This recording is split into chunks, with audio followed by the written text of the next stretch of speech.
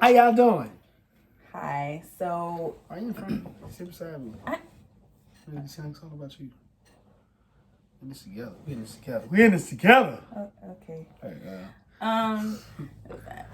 Okay. So we're back from the movie. Hola.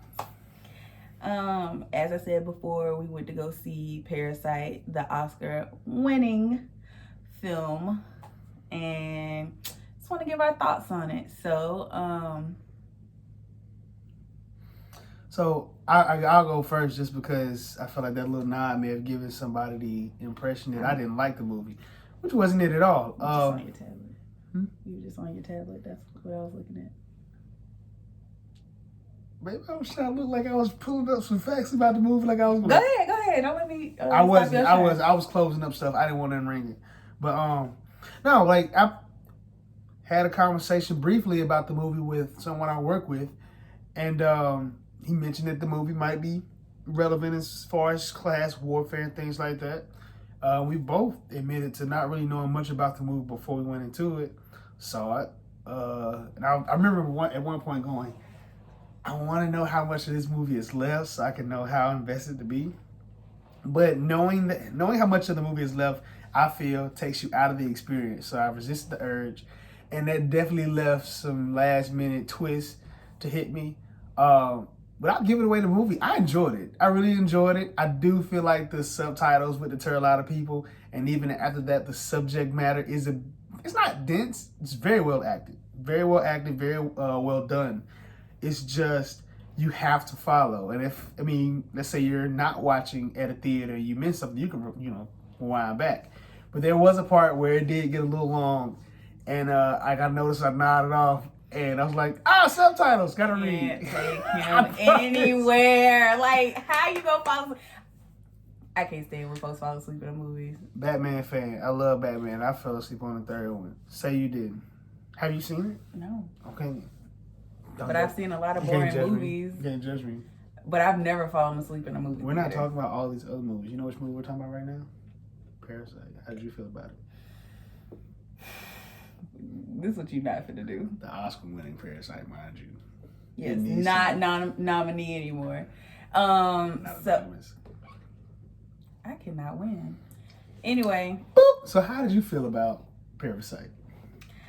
I truly enjoyed it. I thought it was very well done, very well put together. The director did an amazing job. The cast did an amazing job. I had no idea what it was about. I, didn't really know about it basically until I heard that it was nominated, and now has won the Oscar, and which is probably now why it's in the movie theaters in America. But pleasing those overseas markets. I have no issues with subtitles.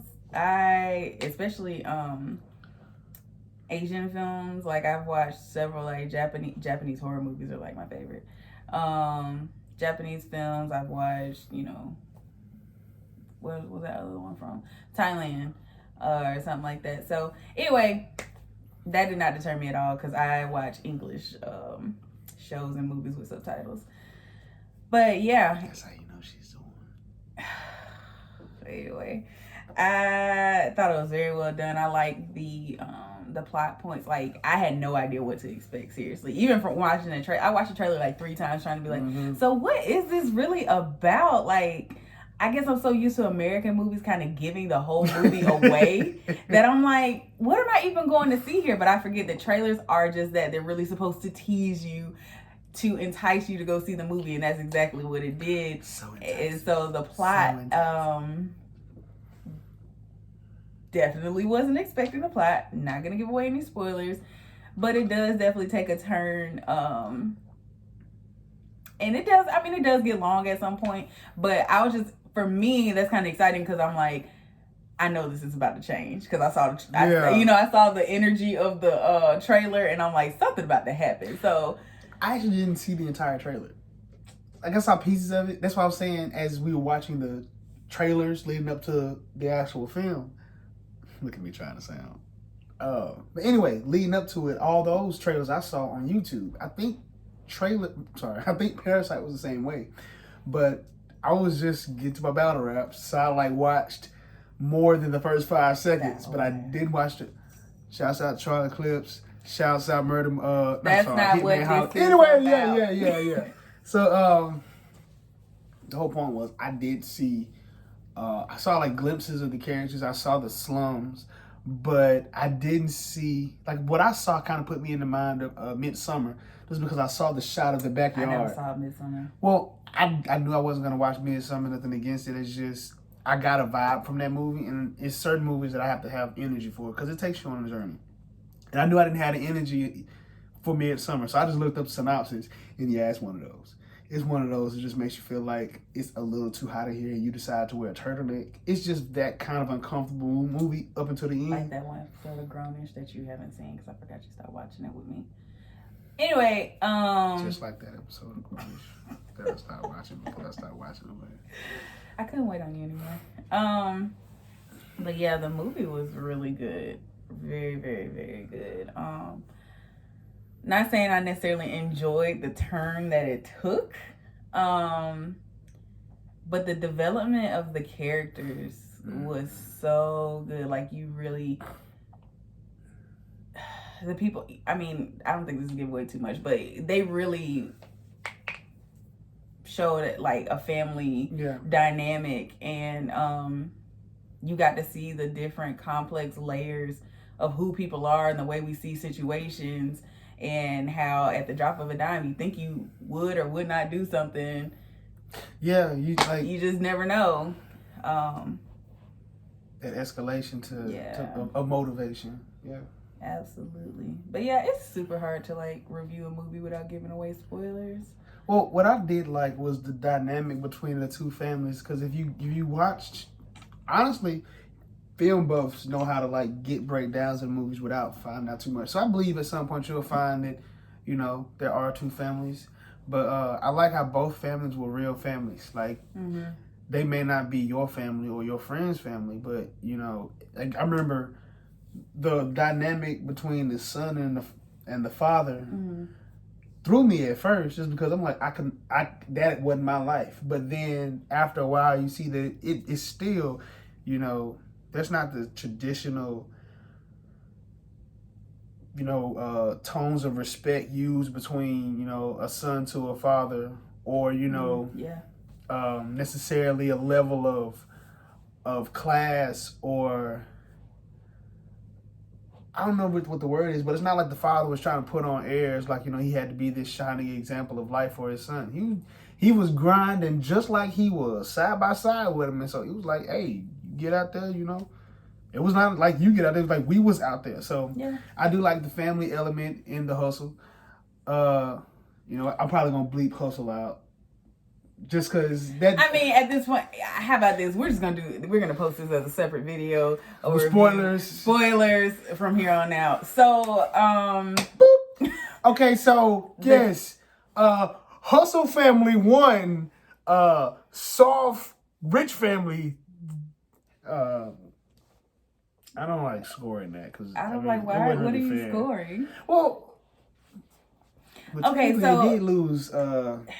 They lost Ki Jun. So so anyway, as far as the rich family, the Park family, and this is why I love the character development, because they did originally present Mrs. Park as basically absent-minded, pretty extremely gullible, and not a little pretty daft. Everybody from outside the family's impression of her is she's simple. Like they get this close from saying she dumb. Like they get that close every time. Yeah.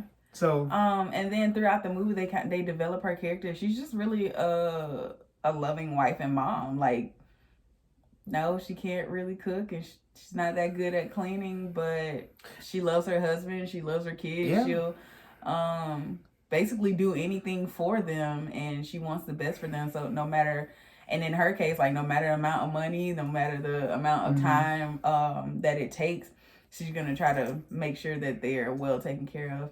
Please excuse Penelope that just popped up. Shouts out to Penelope. Hashtag Penelope fans. Let us know who you are. Penelope does have fans. She legit has fans. You made her mean. Without her consent. What would Soren say? You know what? Hashtag what would Soren say? Anyway, Penelope had fans before she became a meme, okay? But what the thing, like, the mom is the perfect example to like really describe the theme of the movie, because so honestly she's like the fulcrum of the entire movie, because without the mom being so simple, like Min tells that to Kevin. Min tells that to Kevin, and that's Kevin's in, and that's the thread that Kevin uses to weasel the rest of his family in. It begins with the mother being so simple, when in reality it's just she's just overprotective. But the movie shows how cunning the I don't remember their family name, but because they were pretending to be so many different people, we didn't get to hear it over and over again. Yeah, but the hustling family, I'm gonna call them Team Hustler. Team Hustler were cunning. They had to be just to survive. The way you see Kevin save his mom from almost like losing the job that they get folding pizza boxes, the way he comes in and you notice the family, and it was very well done. You notice the sister and the dad close in on the she's probably like an assistant manager or whatever. Not only does he get basically a job interview, but he wraps up the whole situation before his mom loses the job, because like she's running her mouth like they were fired. All she had to do was say the words. But you know, they like they're quick with it. Which is basically I feel like the point of showing that side of the family, because they were poor people, and poor people have street smarts. They're survivors. All they know how to do is get by, just go from one day to the next, And it looks evil if you've never had to live, I like think that. It looked evil at all, actually. Well, I'm not saying in this movie, but like some of the advantage that they took of the other family. So, okay, the movie primarily focuses on classism in a sense. So, like, you got people who basically live underground. I also noticed it's like they lived underground, and this other family actually lived up on a hill. A lot of times we talk about classes like the folks who live, up here. So, like, they literally lived underground. And the other family lived uphill, and like, so when it was pouring down raining, the rich family could just look outside and enjoy the beauty of it. And then this family who lives down underground, their entire existence is like basically washed away, like their whole home, everything's going under. So just something as simple as rain can mean something completely different to different classes.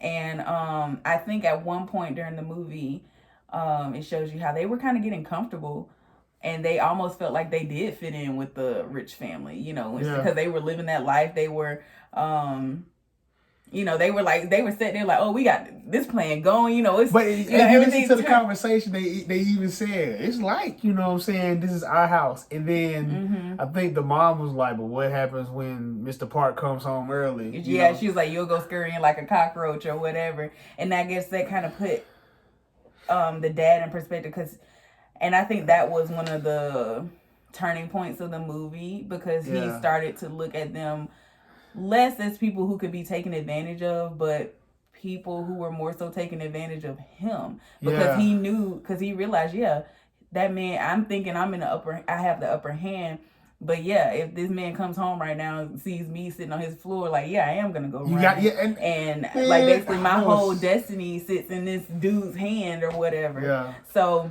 and we start to see that he starts to realize he is a cockroach living off crumbs. Like you think about like time, for instance, as a morsel. Like they left their house, so he's like for however long is here until the lights come on, which the lights eventually did come on. As soon as the lights come on, they gotta figure out what they're gonna do. So it was very good foreshadowing.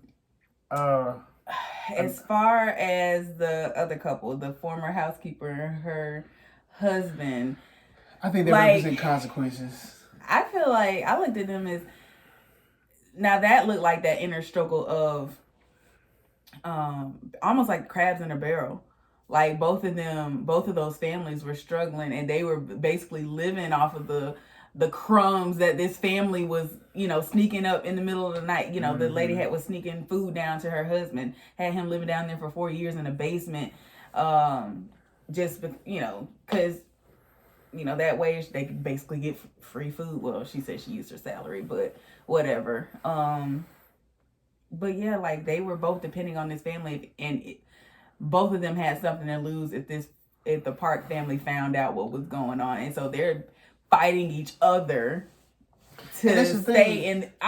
Stay in this almost like really screwed up situation. But if you think about it, it's because on the one hand, like you do have the situation on screen where it's like, if we play this right, we can both make it. And you do see that represented a lot of times. But then again, you got to take it for what it is. They both getting over. They both scamming this family. And I remember Lupe Fiasco once said, what he said? We had to cut this out because I can't remember the quote. But it was something along the lines of, having a bunch of people with you is the enemy of stealth. The only reason they were getting by as long as they were was because they had a tight-knit group. Their system was, it was practiced. But when you start adding people to that, then you start adding risk factors and things like that. So that's running through both of their minds because as soon as that maid, she was like, I'll pay you. Just feed my husband. But as soon as she found that she didn't have to go that route, she was like, fuck you. Yeah. Matter of fact, I think she did. I think she shot the bird. Yeah, she did. Well, she said it. What did she say? Well, because the lady, when she realized that she had recorded them, she was going to send it to Mrs. Park. She was like, no, sis, you don't have to do this. She was like, nah, bitch. Like, yeah. So, she's like, don't call me sis. Hey, sis. She's like, hey, sis. And she's like, nah. That's out the window. Don't call me sis now. That whole thing. But to digress, and not like give the whole movie away. I know we said several spoilers at this point. All I'm gonna say is, like, my thing about the mom was great in that, like I said, she showed. How many times I said like I said? We're gonna have a lot for the show. All right, so I'm gonna go at this again because I just want to get this out. First of all, just say it because I'm probably not gonna trip this much up as much as you say. Babe, this is just a review of the movie. All this right here is gonna go into the. Okay. Anyway, Mom was not the strongest character in the movie. Probably one of the most honest. She just wanted to take care of her family, but that's what they took advantage of. They took advantage of the fact that she wasn't savvy and that they knew what she wanted. And so they preyed on it because it was about their survival. And they had these skills that they had honed because you do what you got to do when you got to survive. And they used their cunning to take advantage. And I think the second family that was hurt in them doing what they got to do, because I feel like a lot of times you take advantage of the upper class and you try to knock down the ones beside you just to make sure the coast is clear. Because it's a me mentality. Like, I'm trying to make it till tomorrow, so I don't care who I got to cut down in order to make sure that I survive.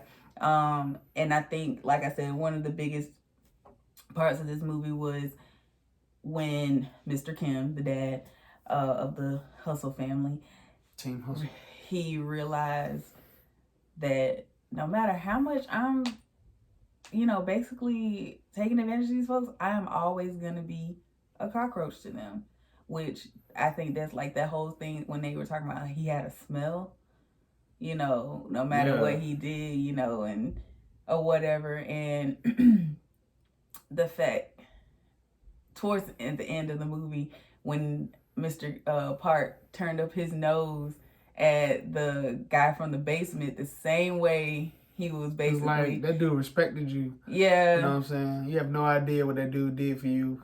And you gonna turn your nose at his... Yeah, he was like, he realized that Mr. Kim thought that he was better than this dude that was living down in the basement. But that showed that he was basically, that Mr. Park was gonna see them as the exact same. Basically as peasants, so... And that's why he did what he did. So I'll leave that there. But we're gonna... There's an African proverb with the child will burn down the village just to feel its warmth. What is it? Something like that? I don't know. Not something dope like that. Like when people feel neglected by those that they seek affection from, eventually they'll make sure that they have nothing else to give. Anyway, we're gonna wrap up this review of the movie. Anyway, you could have smoothly segued with me. It's all good. Can you stop? Team queued up. That's our impression of Parasite. It wasn't supposed to be an analysis, and I didn't know that until the end of my analysis. It's a review, babe. It's just I'm trying to wrap this up because we know you could be a little lengthy. So anyway, great movie. Oscar, definitely Oscar worthy. Is well deserving. 10 stars, 2 thumbs up, all that jazz. So that's it. That's it. Love you, bye, love you.